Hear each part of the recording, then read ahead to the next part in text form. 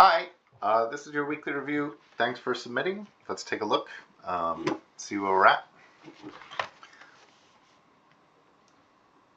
Cool. Thanks for turning off the hammer. If you have a chance, like stick a pole in there or something. Just constrain it to the hammer or somehow, get it, at least the staff in there. I know we talked about it briefly, so maybe there wasn't enough time. But I will talk to you about my thoughts and give you some suggestions. So the first thing that I see happening here is that the hands are moving forward, and I kind of feel like almost the opposite should be true. So I'm gonna do a little draw over just to kind of like rough out what I see the body doing here, and then we'll talk. Sorry, these drawings are going to be pretty rough. I'm not the most gifted draftsman, but all right. Then we can talk about what the body is doing, and maybe I can give you suggestions on how to plus it, or make the weight feel a little bit stronger, make the hammer feel like it has a little more weight to it. So yeah, the first thing I'm seeing is that the hands are moving, and then the chest bends down here, and then here I'm seeing the center of gravity move forward, right? Okay, so just as an idea on how to approach this, I feel like this is kind of cool. Like you get this stage here. I'm gonna lock this in because I like this pose. I like this drawing a lot. I think though how you're getting from your starting pose to here has room for plussing it and pushing it, and I'll go back and talk about how I would think that mechanically this would work better. Okay, it may get a little confusing with all the sketches on top of each other. I can turn ghosting off for now. So I like getting from here to here for sure. What I think should happen, what I would suggest, is instead of starting with the arms and then having the chest go, is almost the opposite, like I said. So I will use a different color here for my suggestion. What I would like to see is for the center of gravity, the center, the cog or the pelvis control to start first, and almost have the torso remain in place as much as you can. By remaining in place, I mean leave this pose very similar to your original pose. So let's see, here are the hands. So I want to try to almost keep the hands in place with your first pose and have the character lead. Maybe there's a way for me to turn off to mask your video temporarily and just see the drawings. What does that do? Yeah. Okay, cool. Now I want to turn off ghosting. Okay, cool. I shouldn't have done it in yellow because it doesn't show up very strongly here. So let me just kind of trace over it. I'm sorry this is going to be a little longer, but it's the ideas. I really want to communicate these ideas. And I feel like this is maybe one of the better ways of approaching it.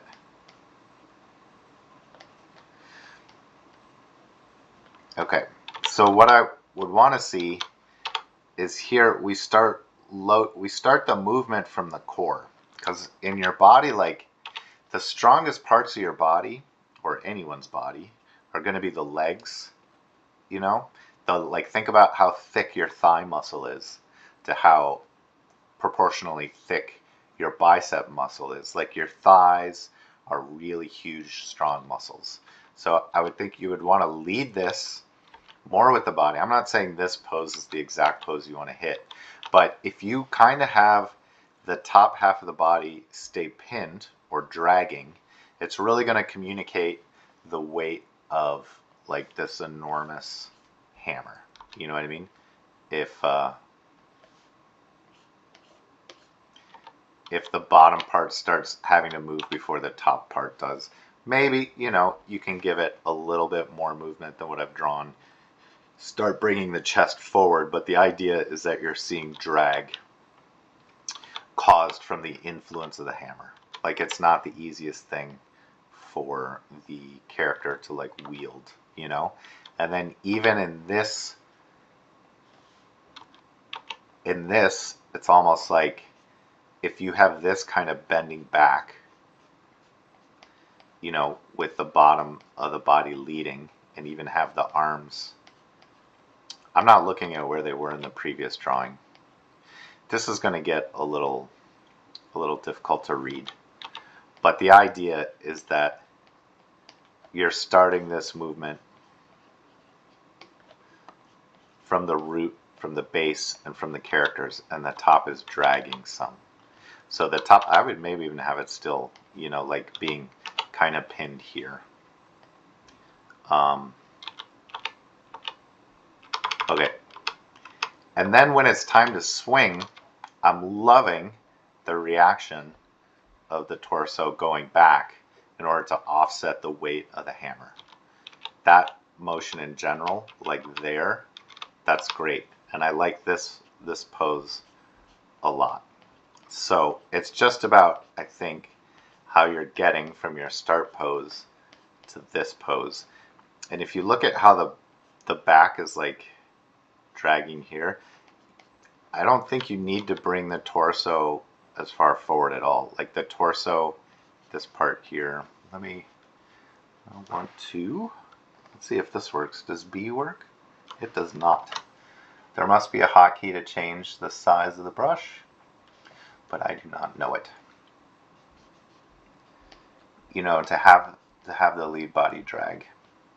I think I'm starting to repeat myself a little bit much, but hopefully that communicates.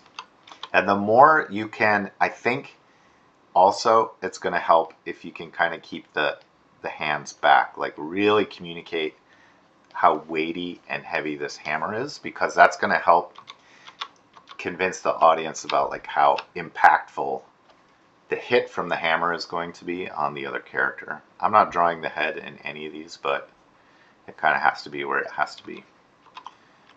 But I really love how this rotates back here. Like this is starting to get to be a really nice pose. Now this foot looks like it's picking up off the ground.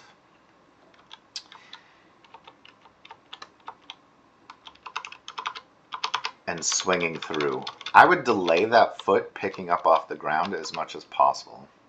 I think it's fine to like rotate the foot and bring it up on its toe, but if you can find a starting pose, or if you can figure out a way to keep this foot kind of planted on the ground, it's going to help sell the weight of the hammer and everything. I think you should be able to do that. I like the follow through of the foot. I just think it's happening a little too early. You know, I think the feet should be fully planted until the contact occurs, which maybe looks like it's about on this frame, like wha-bam, because that's when the target is changing direction. So I'd keep that foot planted if you know, until this frame. You know, keep the stance wide, because all the power of this swing is originating. And when you work on body mechanics like this, you always want to think about like, where's the power coming from? Where's the force coming from, right? And it's all coming from these feet going up into the core as it rotates around. Like the hands, the arms are not really the driving force. And that's true if you watch like a baseball batter swing their bat and everything. It's all about the feet and the core and loading up to bear. Here it dips down like the torso, and maybe I would wait until after the contact.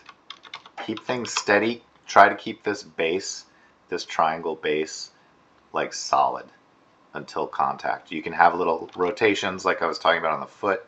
It can pivot on the toe, all that good stuff. But the minute you make contact, I think save this for a frame or two, and then drag this leg, keep the pelvis more open through here. Like the pelvis isn't going to close until it absolutely has to, and here your pelvis is like closing earlier than it would need to. This leg here is going to be the deciding force on when your pelvis has to shut, has to close. So it's going to drag that foot as far as possible until it can't accommodate this foot being on the ground anymore. You know what I mean? Until the forward motion and the twisting of the core and the body like forces this foot up off the ground and to follow through to where you have it. So I think all the ideas that you have in here are good ideas. I think that like this is fine. This is great as a final pose. But again, I would always be cautious. In fact, I would say I wouldn't have things like this where the upper body is moving, but the lower body is like 100% locked off.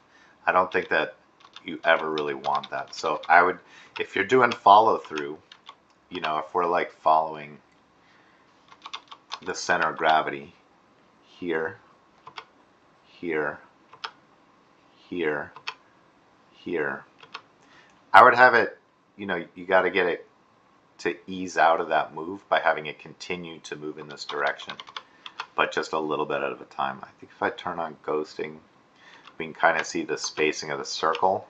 It kind of just comes to an abrupt halt.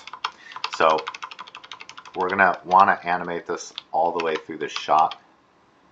I'm just going to say 22 arbitrarily, that maybe it should continue to move at least a little bit forward, you know, like maybe this is where it's going to wind up. So maybe, you know, and in between would be like here, maybe bias it a little bit more towards the end, so the end pose, so you get a little bit more of an ease out, but something like that. I know when I turn on ghosting, this just looks like a mess.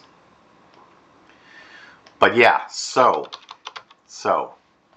overall notes, I like your starting pose. It's a solid base, you know what I mean? If you really want to communicate maybe the weight of this hammer and how heavy it is, it's possibly a better storytelling pose if you can, to keep the hammer, the head of the hammer lower on the ground. You know, like it might almost be like touching ground. Like this thing is so heavy and weighty that it's not comfortable for this character to kind of like leave it picked up off the ground. Now, I don't know the story. I know that this fits into a larger fiction and a larger narrative where the character maybe this character is uber strong. You know, it's like Thor's hammer.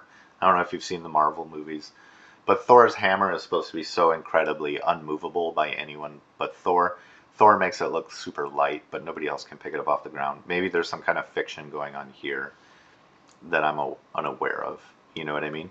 But you could lower this down and have this arm be just like more straight off the get-go. And then when the character's body starts moving forward, you know, that's when we start to see tiny little movements out of the head of this hammer, showing that like this character really needs to get his whole body involved in just getting this thing moving forward. And then once the character is kind of like leaning back like this, that's, you know, it takes pretty much their whole body weight to get it going. I really like what you're doing here with this back bending, like I said before, but maybe, you know, like I said, keep them up on the air, maybe just let the audience see that, because it may be moving through this pose a little bit quickly. But then when the hammer gets out in front, you know, that could be one of the forces that like pulls your character's torso forward from this back bending position. I think also, like here you have a straight arm on here, and I think that's a good choice.